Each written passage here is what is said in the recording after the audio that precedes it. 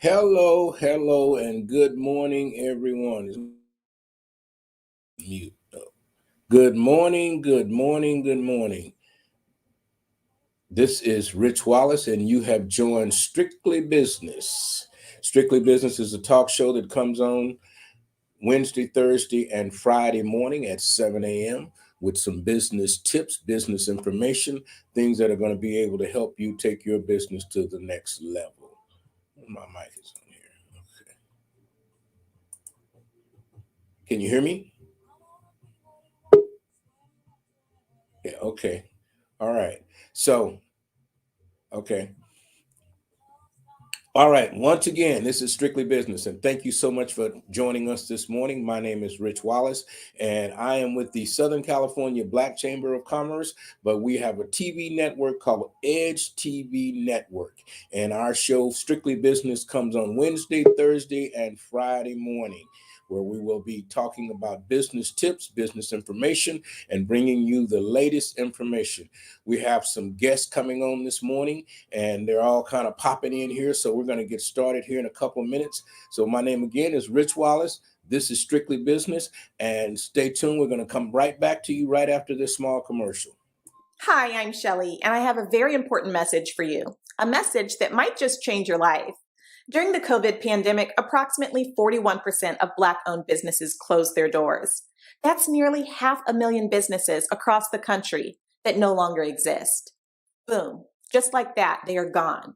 But there is still hope. Saturday, June 11th at the Renaissance Long Beach Hotel, Edge TV Network is searching for Black business owners willing to share their story on the all-new TV show, Get Funded. Come and pitch your business. If you are a Black business owner or entrepreneur, if you have tried applying for business grants and business loans only to be turned down, or if you have the next great multi-million-dollar business idea but don't have the funds, we want to meet you. Learn more at edgetvnetwork.net.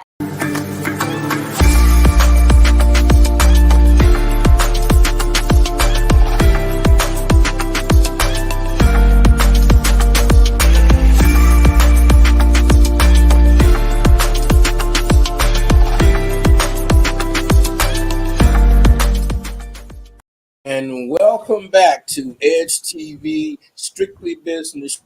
We have our first guest, Mr. Bill Washington, New Orleans Bill Potato Salad. We're going to have the SBA come on in a couple of minutes, Bill, and we're going to be talking about some business grants and some business loans and these type of things. But I wanted to get you in here first. New Orleans Bill's Potato Salad is in some markets across the country. Bill, why don't you tell us about how that potato salad came about and where we can find it at? Okay, can you hear me? Yes, sir. Okay. 30 years ago, I was an accountant. Went to Southern University,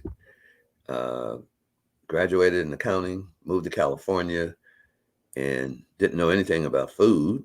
But being from New Orleans, everyone would ask me about food, about, oh, can you cook this? Can you cook that? Oh, food. So I started doing some research and found out that the food business is one of the basically one of the staples of the economy. People have to eat every day, rich, poor, black, white, green, yellow. You have to eat food. So in my family, we always had this potato salad. Even in New Orleans, you have potlucks and networking events and dinners and stuff, and everyone would always say, oh, you guys bring that potato salad. So I decided, you know what? I'm going to try and put this potato salad on the market in the stores. And I had no idea what I was doing, but because I had an accounting background, I could crunch the numbers and see the potential of the product. So I went around, did my research, found out that the keys to the food business were not so much how good your food tastes, but it comes down to how well you can manage a business. And that includes the accounting portion, the marketing. And once I learned that, I was able to get my product, and I'm cutting the long story short because it's a long story. I want to bring the SBA on because you were talking about that, and they've got some great tips. But go ahead, yeah, tell Okay, us. so I found out the least expensive way to produce my best product, which left money available for other necessary things in the business. A lot of people just jump out there in the food business because someone told them or people tell them their food tastes good. But I learned quickly that that's such a small part of the food business because taste is relevant. You get 10 people and you blindfold them and you ask them and you give them a sample of your food, you ask them what it tastes like, you'll get out of those 10 people, you'll get at least 6 different opinions. And it's all relative also to where you're from. I'm from New Orleans. We like spicy, highly seasoned, really flavorful food. I mean, New Orleans is probably the top food destination in the country, still is. If you're from Idaho or Montana or even Boston, you're not into that really spicy, highly seasoned, flavored, rich food. So it's all the taste part is relative. So it's all the other aspects of business that really determine whether you're going to make it or not. And the one major thing I found out was that marketing. Since I sell to the supermarkets, my product is sitting on a shelf in the store. I'm not there selling it. My product has to sell itself sitting on that shelf. And that means your packaging has to say what you would say if you were there, because you can't be there. You can't be there. Maybe you can do a demonstration in the store, but and how you name your product. My product is New Orleans Bill Creole potato salad. Potato salad isn't a sexy, jazzy, exciting product. But when I started off, I was calling it Mother Dear's Mother Dear's potato salad, because I figure everybody's mother made potato salad. People could relate to it. Didn't work, again, because potato salad, everybody eats it, but it's not sexy or jazzy or attractive. But one day a light went off in my head from marketing, and I said, wait a minute, Bill, you're from New Orleans, and New Orleans people do Creole cooking. Why don't you call it New Orleans Bill Creole potato salad? And it just took off. All of a sudden, I got that salad in every major supermarket chain in California, Albertsons, Safeway, Smart and Final, Vons, Ralph's, Costco. I had them all. They were all calling me. Now, my salad does taste good because, again, I'm from New Orleans. But again, until I changed that name, I wasn't getting any attention. And that's marketing. Same salad, just a name change, call it New Orleans Creole potato salad. And also, by the way, that is the food in New Orleans people cook, especially the Black people. We do Creole cooking. So I just named it after my heritage. From there, like I said, I woke up one day, I had every supermarket chain in the country, ran into some roadblocks. One of the major supermarket chains in the country, we won't name names, decided they wanted my salad. I brought it in to them. We started shipping to them. Then a few months later, they decided something was wrong with something, I don't know, a number or something.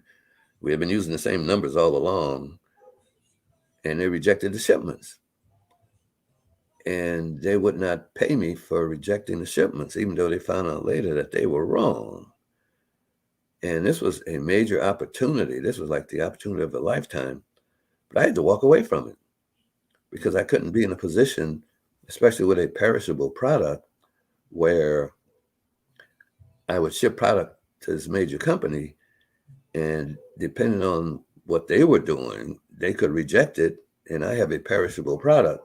Which means if they don't accept it, then there's nothing I can do with it, especially when they're ordering these huge numbers. So that was a lesson I learned. All money is not good money.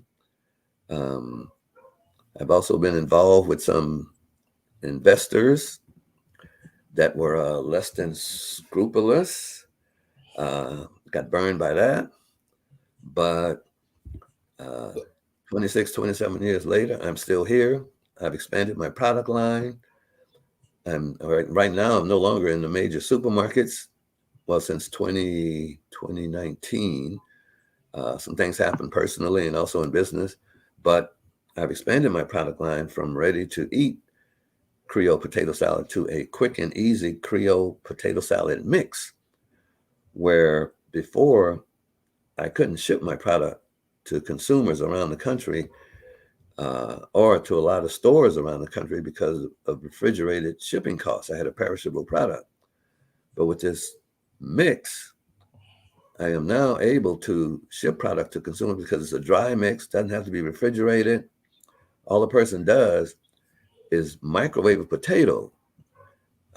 As most people know, when you make potato salad, you have to sit there and wait on those potatoes to boil. With my mix, you don't have to wait on the potatoes to boil. All you have to do is microwave the potato, throw in the bowl with my mix. My mix has all the onions, bell peppers, yellow onions, green onions, bell peppers, salt, pepper, Creole spices, Creole flavors in it. You throw the potato in the bowl with my mix, throw in a little mayonnaise, and boom, less than 10 minutes, you've made my Creole potato salad. So now I'm embarking on that road, and it looks good, except now we're still feeling the effects of the pandemic. For small businesses, it's still a factor, but we're on our way.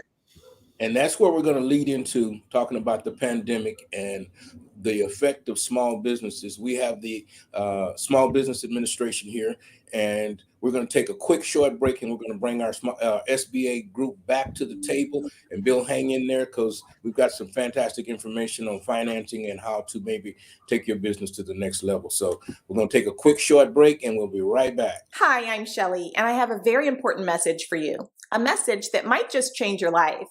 During the COVID pandemic, approximately 41% of Black-owned businesses closed their doors. That's nearly 500,000 businesses across the country that no longer exist. Boom, just like that, they are gone. But there is still hope.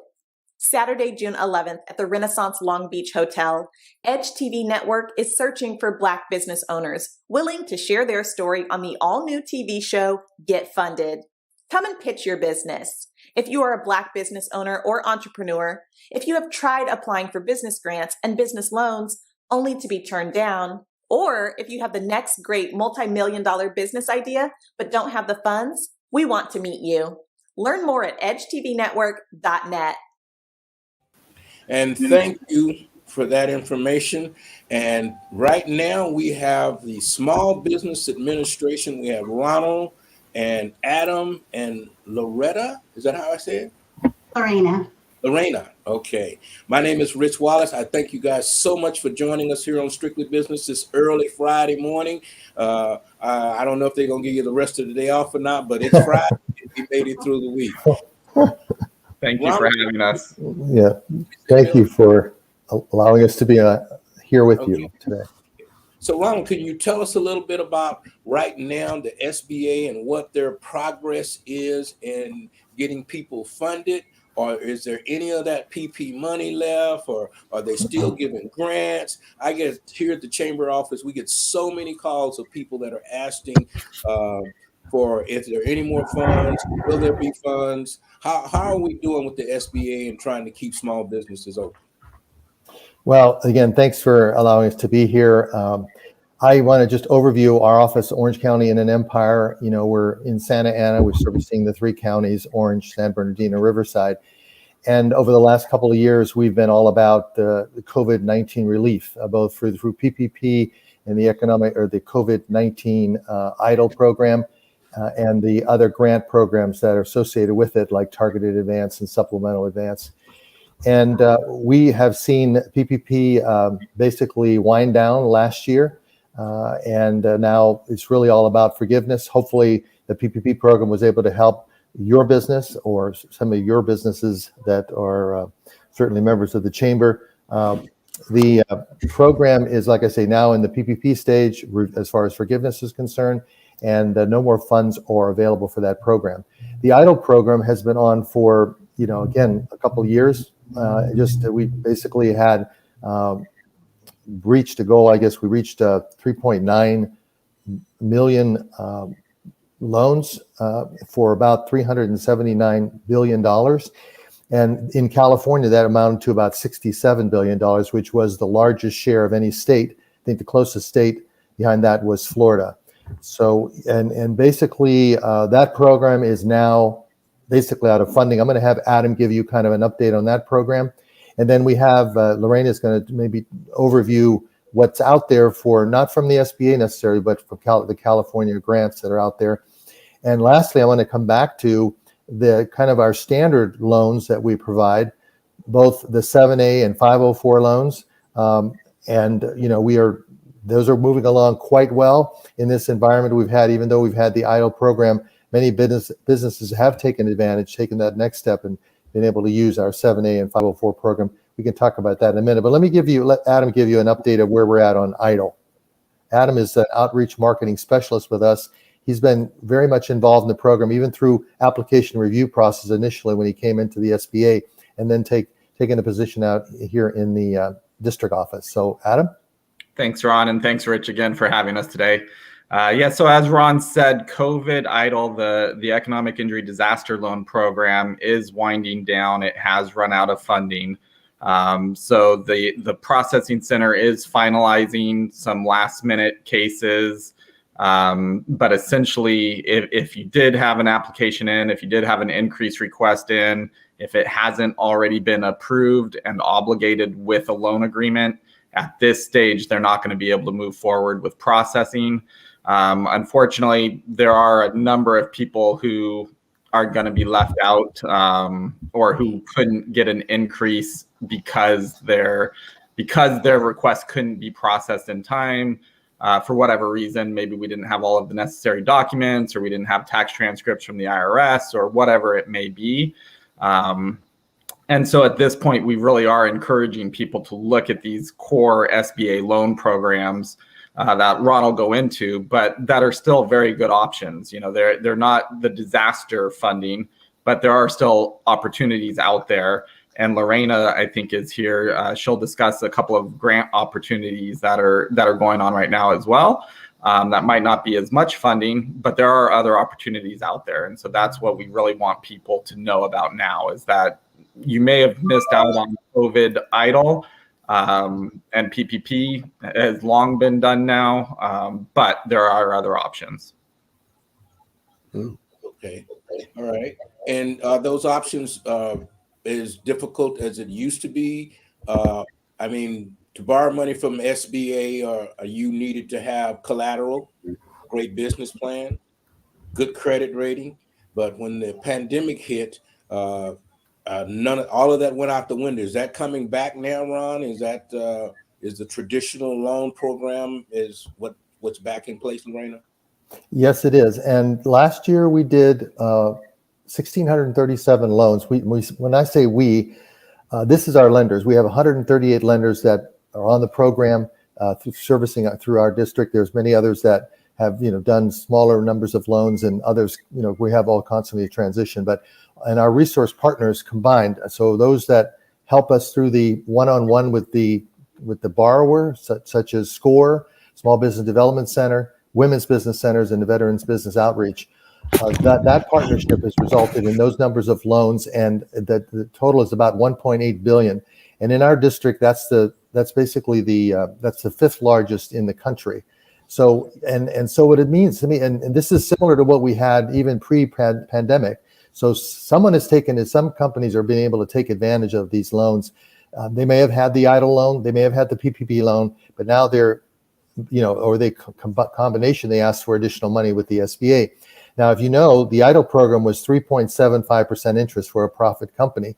That's a great rate. So if you could have got in, a lot of people were, at the last minute trying to get that funding, maybe an increase in their funding.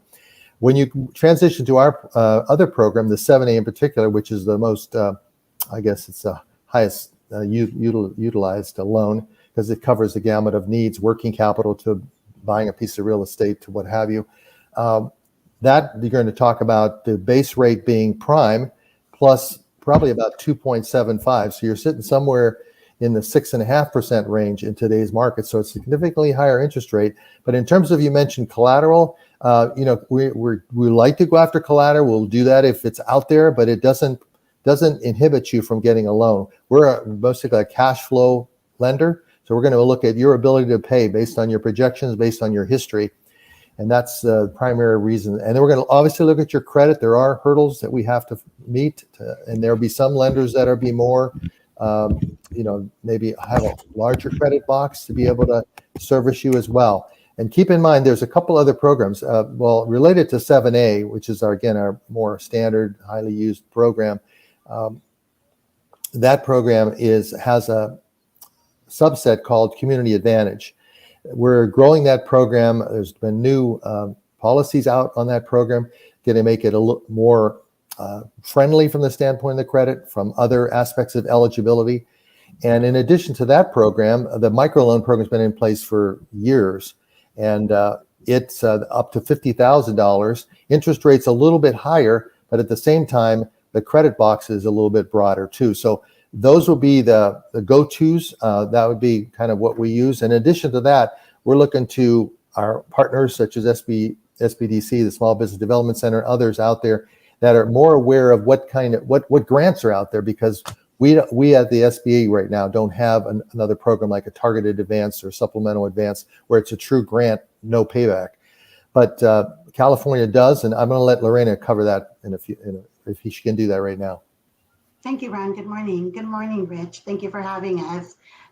We're certainly happy to be here. It's bright and early. It's Friday, so it's a good day, right? Yes. So my information will be brief. As Ron mentioned, through the SBA right now, we don't have any current open opportunities for grants. However, there are some information that I wanted to just share with you.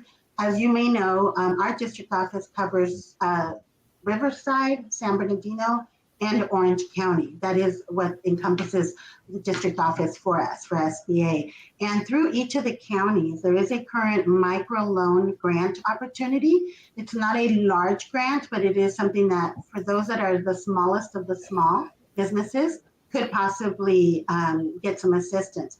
It's a $2,500 grant.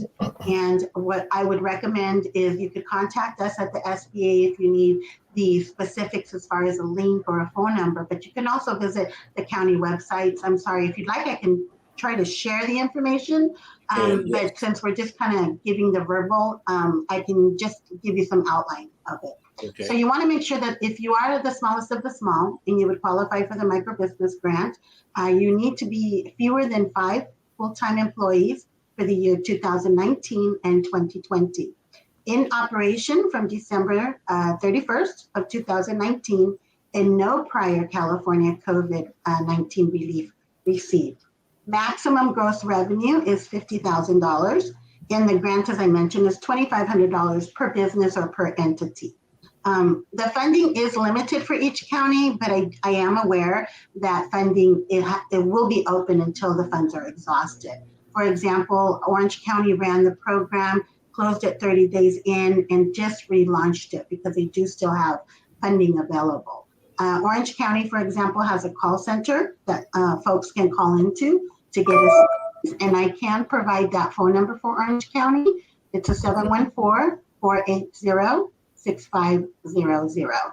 And the libraries within the Orange County communities are there to assist. There's a call center, and then they have their one-stop centers that are helping folks to apply and fill out the application. I am aware that there's also some Zoom calls scheduled to assist the public in applying for them, and that's through the Orange County for the microbusiness grant. For the microbusiness grant for Riverside, there's the Economic Development Department, and I'll provide that phone number. It's 951-955-8916. And the San Bernardino phone number for the Economic Development Department would be 909-387-4700. So these are 3 small grants that are available, but nevertheless, for those small businesses, the smallest of the smallest, would be able to get a little bit of assistance. In some cases, if you're a street cart vendor, if you're an Uber driver, you're in need of paying some permits or some licenses. This is a way to get some of that assistance. Also through the state of California, there's the California Dream Fund. And that website is www.cadreamfund.com. And this is something that you can, we're partnering with, the state of California is partnering with the Small Business Development Centers, for example. And I would encourage those to apply and visit the website and apply. Look at the eligibility criteria. The eligibility criteria for this one's a little bit different, and that grant is for up to $10,000.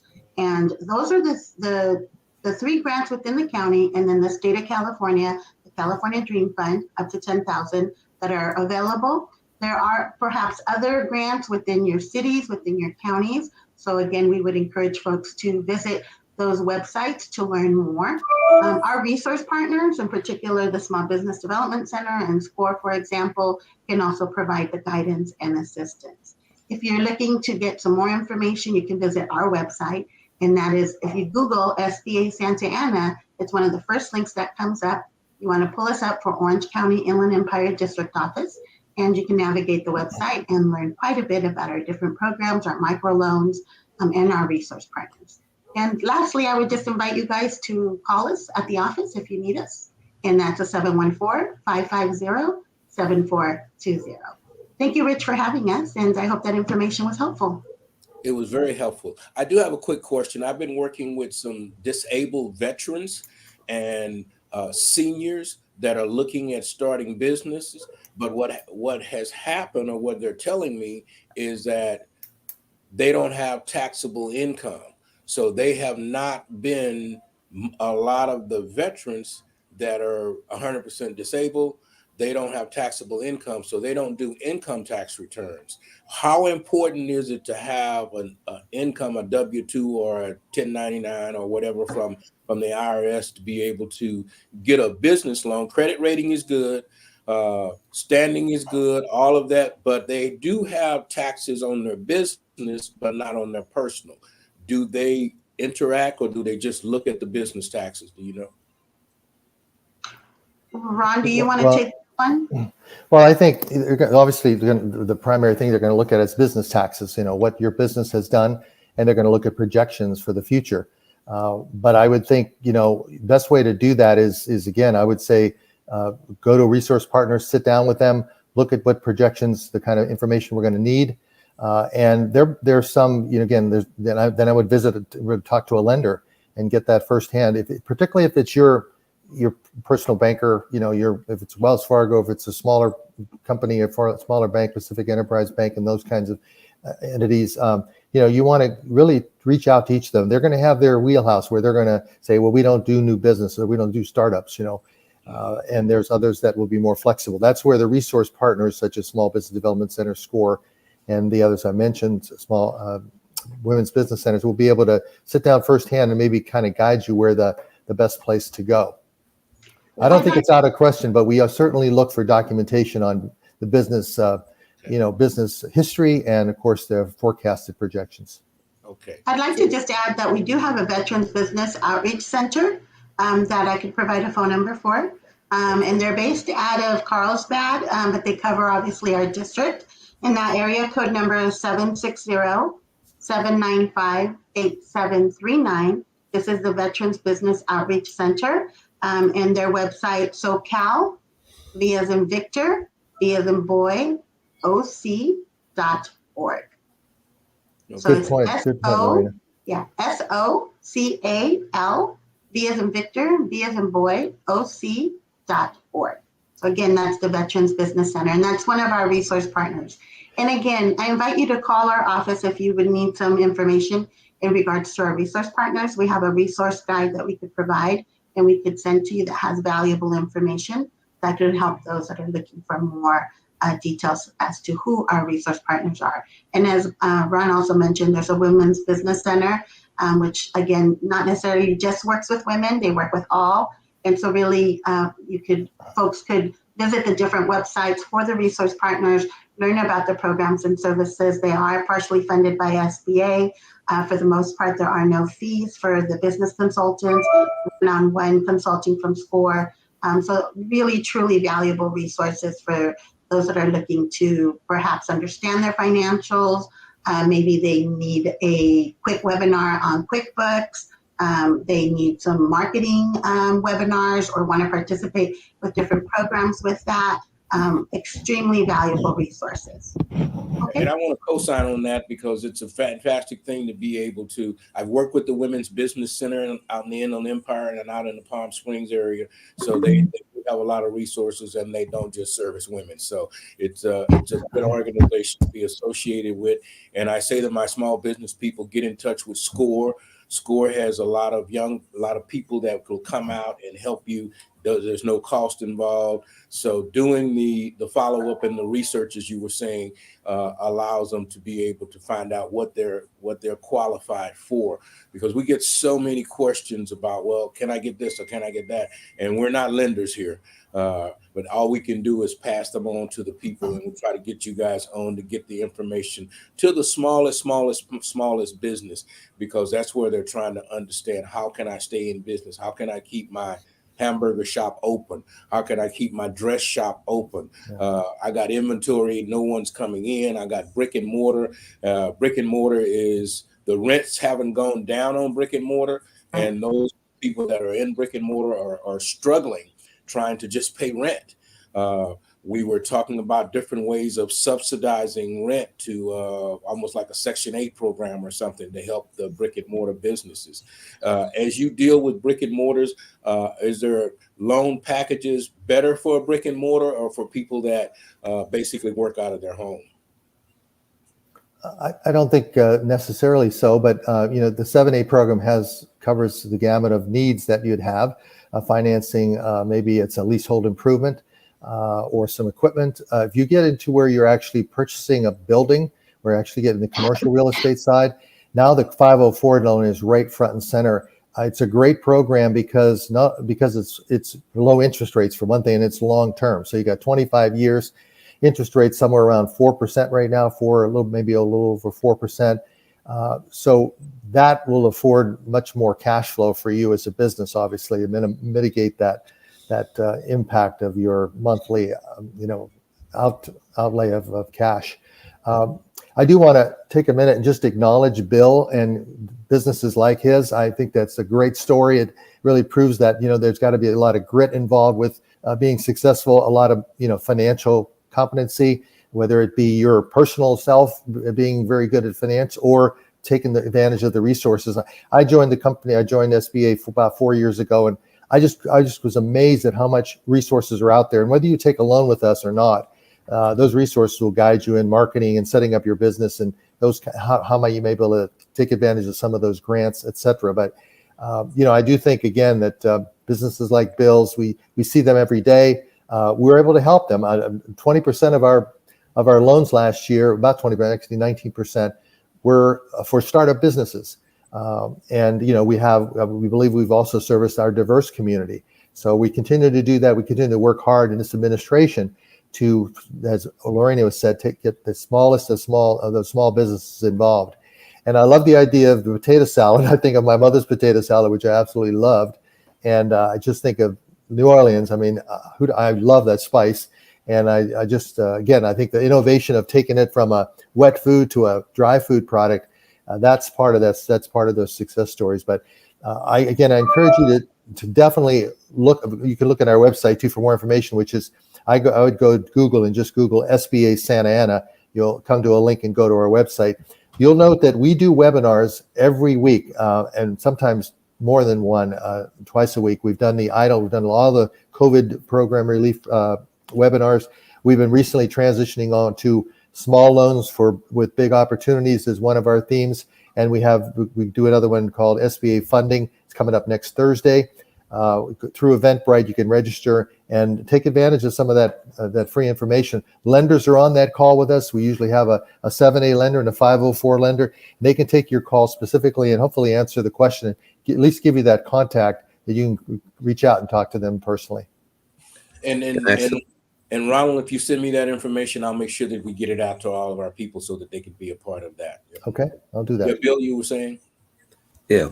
One major issue myself and companies like myself in the food business are having is food storage spaces. In my case, we're not manufacturing anymore. We're not cooking. We're not processing the food. Basically, to do the mixes, we're just assembling products into a pouch. And because the ports in Long Beach and LA are still having their issues and there's still supply chain issues, a lot of the food storage spaces are taken by the big companies because their products can't ship out because the ports are backed up. So they're stored in the food storage spaces locally in the LA area, which blocks out small companies like me from being able to rent food storage spaces. And I just need dry food storage spaces. For those with refrigerated products that need space, it's really horrible. With me, it's bad. I can't find food storage spaces to store food. So I don't know if that comes under you guys weighing or not, but it's definitely an issue, food storage space. Yeah, I haven't heard of that before, but I think that's a great business proposition if someone would take advantage of it. We do have people that are in a distribution business that, open warehouses that have been very successful at doing it. But that's that's an innovation. That's something that needs to be out there.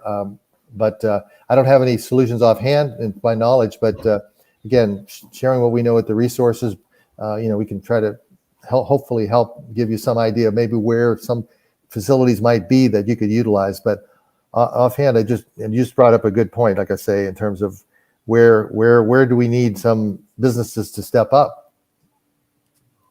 And those are some of the things that we appreciate the SBA for. In dealing with a list of businesses that you have throughout the SBA, do you provide that list to other businesses that can? I received an SBA loan when I had my restaurants. I got close to $400,000, but I had to put up property and this and that. So when I sold them, we paid off the loan and did all these other kind of things. But in the midst of that, I ran into so many other small businesses that were working with the SBA that guide me through a easier or helped me with the process. I dealt with SCORE. I went into the office. I filled out the paperwork, but it was so formal and they were using 50-cent words. And so I needed to get with some of the other small businesses that could break that down in language that I would understand a little bit better. And I know SCORE is one of those that was very helpful with that. But getting another business that's actually gotten a loan, that's gone through the process, that knows the curbs and those kinds of things. Is that what the SBDC does in helping these businesses get ready for the SBA?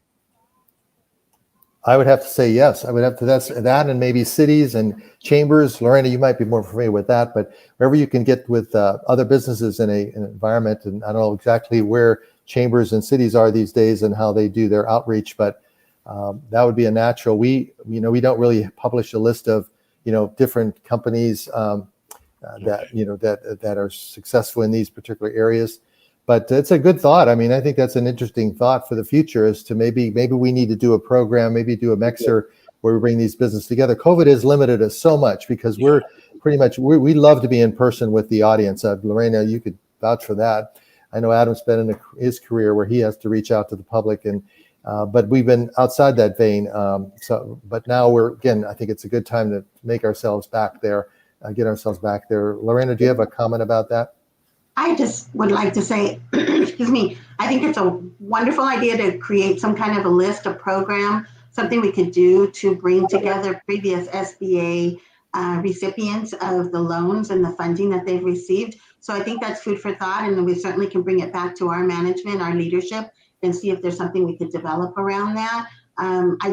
As Ron said, I do not believe a list exists, but I do believe that SBDC would have some of that information, and I'm not sure what their guidelines or their policies are about sharing the information, but I think that would be a really great start to be able to go to the SBDC, the Small Business Development Centers, and say, not only am I looking for your assistance, but similar to what SCORE does on a one-on-one, maybe there could be some talk around, are there previous employers or businesses that would be open to talking to other businesses? So A, I think SBDC would be a great start, and B, I would definitely say we could take that back to our leadership and see if we could develop something around that and brainstorm some ideas. And certainly, Rich, if you're open to some suggestions or thoughts, or the questions you're asking today are valuable, because we can then take that back and brainstorm and talk to our other team and colleagues and see if there's something we can develop. And you never know, maybe next month we'll be able to have some kind of a webinar around that. We do have the ability to be creative, because at the end of the day, it's about getting the information to the small business owner that's going to help them grow, that's going to help them expand, that's going to keep their doors open so that they can get past, in particular, the last 2 years that we've had. And as Ron said, we've been limited to being out in the community, but we are coming back to that. We hope to be out, we hope to be present, we hope to have that face out there with folks, be able to hear it one-on-one. And again, at the end of the day, provide the outreach and marketing to let folks know what our programs are, how we can help, and where they need to go to get that assistance. That would be my final comment. Okay, fantastic. Adam, I've seen you someplace. We run into somebody. Well, we bumped into each other someplace. But I want to thank you guys for coming out this morning and participating. So if you have any final words, Ronald. Well, I just want to follow up on one thing that Lorena was saying, just back on our resource partners who are so, we partially fund those partners, and they've gotten, much more into, areas we can't touch necessarily. We just don't have the staffing. They have many, many more resources than we do. And in particular, one of those resources is Cal State Fullerton and UCI. Cal State Fullerton works with SBDC and offers this Intel service. And it's really a great opportunity. I mean, Bill, you might want to take advantage of it. I mean, they can look at the marketplace, they can do market analysis. They might even have, and if they don't, they would certainly have the ability to go into research what available warehousing space is there, what commercial real estate space is available. That kind of analysis that you would have to pay an arm and a leg for, they will do for free. This is a free service. And so I would encourage that if you're got that mindset that you're financial oriented, you want to do that research. I think we'd be willing to help you with that. Okay, thank you. Okay, all right. So once again, I really appreciate you guys coming out, spending the morning with us. It is Friday. I want you to have a wonderful weekend.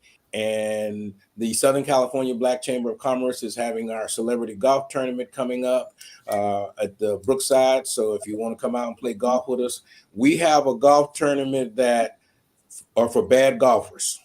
So if you're not a good golfer and you got clubs in the garage and they just been sitting there and they got dust on them and ants in the bottom, this is the golf tournament you should play in. Yeah. So you can sign up at our website at blackchamberofcommerce.org. We're going to be playing at Brookside Country Club in Pasadena on June 17th. It's one of our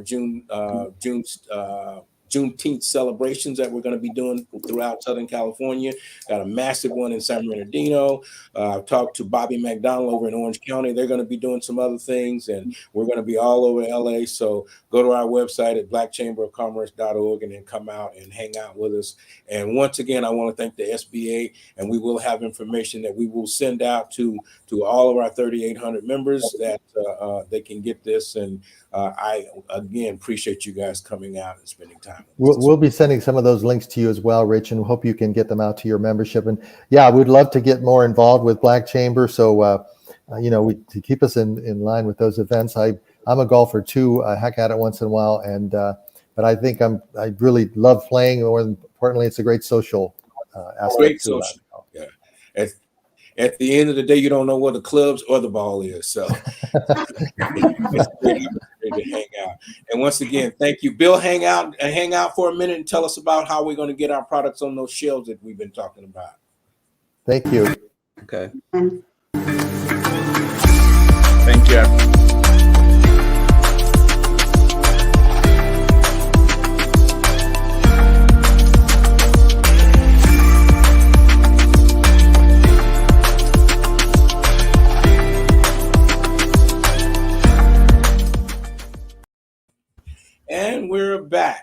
I think the SBA, man, they had some valuable information there this morning.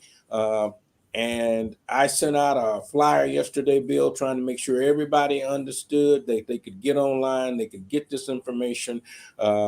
I know I tell the staff and all the people on it that are part of our organization constantly, half the job is showing up. If you show up, you get the information. SBA and other organizations are working massively trying to get information in people's hands. And I hear all the time, oh, we didn't hear anything about it. Well, no one told us. We didn't get this information. We didn't get that. And that's because we're not showing up. So as people get themselves together and start showing up, that's what we're going to be looking for. But Bill, I want to come back to you about shelf space. I know your stuff's sitting in the warehouse or trying to get to a warehouse right now, but shelf space in the stores. So you're not in the major stores that you were in once before, or how's that happening? No. Well, as I said before, I had every major supermarket chain for about 20 years, had my product in the stores. And keep in mind, in the supermarkets have sections in terms of available space. The dry food section, which is the section where you have all the canned goods and the package items that don't have to be refrigerated or frozen, there's like 6, 7, 8,000 different items in those spaces, probably over 10,000 items in those spaces on those shelves. So that's a lot of space available for your product. But then when you switch over from there to the refrigerated section, it's like 70% smaller than the dry food section. So my point I'm getting to is the amount of available space in the stores is limited depending on where your product goes. If it's in the refrigerated section, that's, again, about 70% smaller than the dry goods section. Then you get over to the deli, where it's probably 99% smaller than the rest of the stores. The delis are small. So the amount of available spaces in the deli is always going to be small. And products in the deli, this is California, and you've got the largest food companies in the world trying to get their products into the California supermarkets. So my product, the Creole potato salad, for over 20 years was in the supermarket deli, which again is the smallest section in the store. And to be honest with you, it was amazing that my product lasted all these years in such a small availability space. But after 20 something years, the public still loves my product, but every product has a, what we call a shelf life in terms of staying in the stores. And after 20 plus years, well, because of COVID also, and because of some other issues, after 20 plus years, my product's no longer on the shelf, the refrigerated product. I still have it in some smaller stores through distributors, but to be honest with you, I don't even know that you ship it to the distributor and they ship it out to their list of customers. And I don't really know which customers still have it, but it's not the Albertsons or the Safeways or Costco's or those guys. But in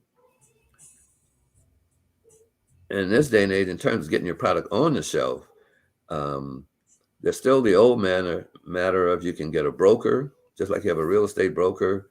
You can get a food broker to present your product to the stores. If you're not comfortable presenting your product to the stores, you can get a food broker to do it. Those food brokers charge a fee? Are they free, or how do I find them, or are they? Oh, well, the food brokers, they charge for food products is between 3 and 5% of the business they generate for you. Now, some want you to turn over all your existing business that you had before you started doing business with them.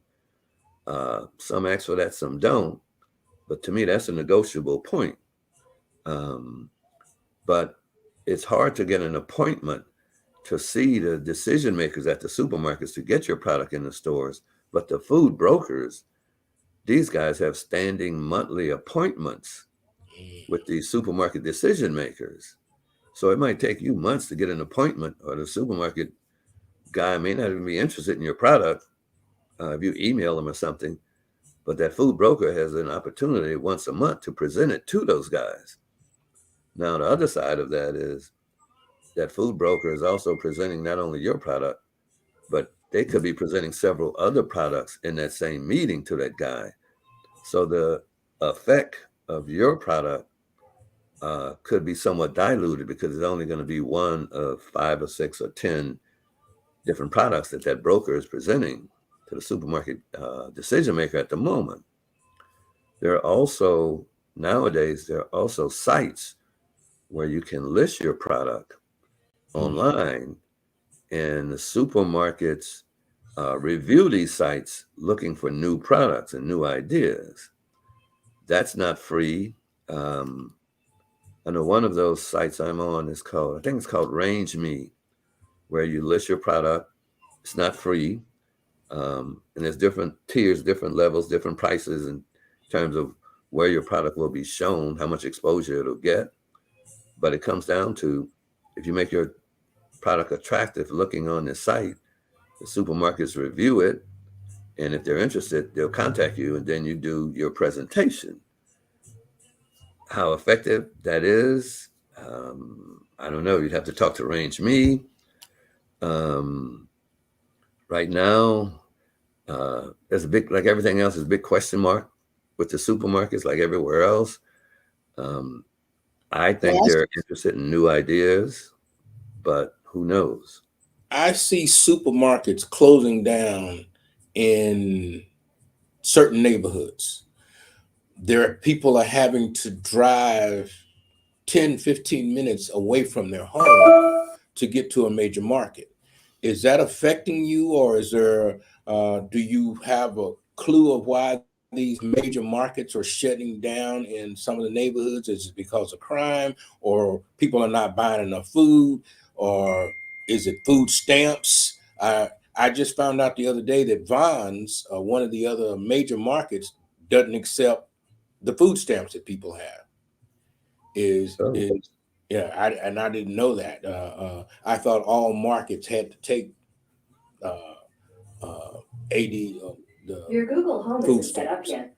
To So- get started, download the Google Home app on a phone or tablet. I can give you my opinion on this. I haven't done any research on it, but my opinion, to me, the supermarkets, and one guy in the industry I was trying to sell my product to once, one thing he told me is the supermarkets kind of have all the leverage when it comes to dealing with the public, because people have to eat, they have to buy food.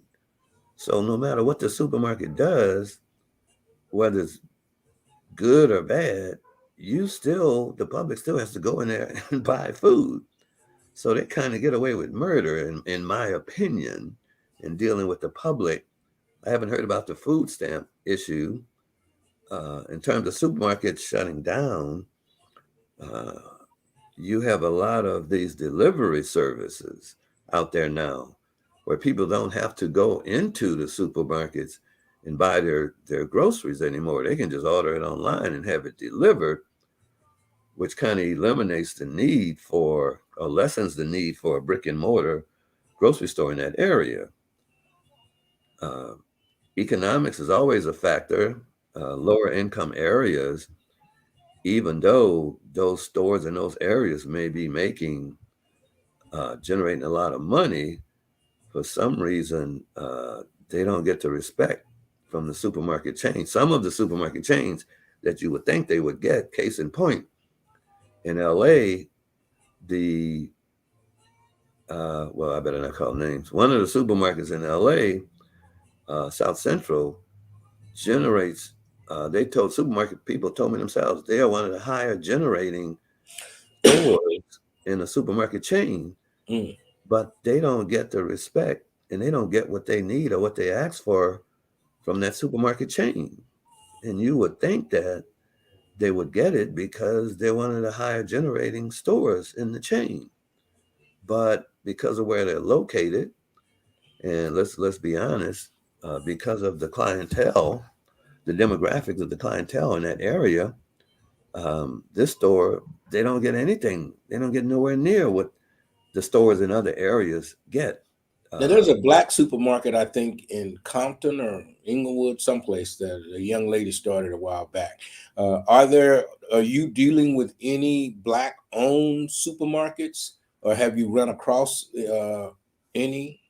I have not run across any in the last few years. I know there are some grocery outlet franchises, I guess you'd call them, stores that are owned by African Americans.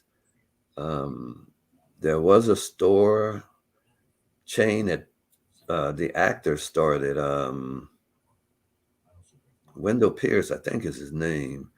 A few years ago, he started some down in New Orleans, and he's supposed to be branching out around the country. But someone correct me if I'm wrong, but I don't think that ever panned out. It ever worked out. I know you had a few stores open. Other than that, I'm always looking for African American owned stores, and I don't know of any. I haven't done any quality research on it, but I'm always looking for them. But I have not seen them. One issue in California in terms of black stores is the demographics in California. You used to be able to, like some of the store chains had what we call African American stores, where these were stores in areas where they had high African American populations.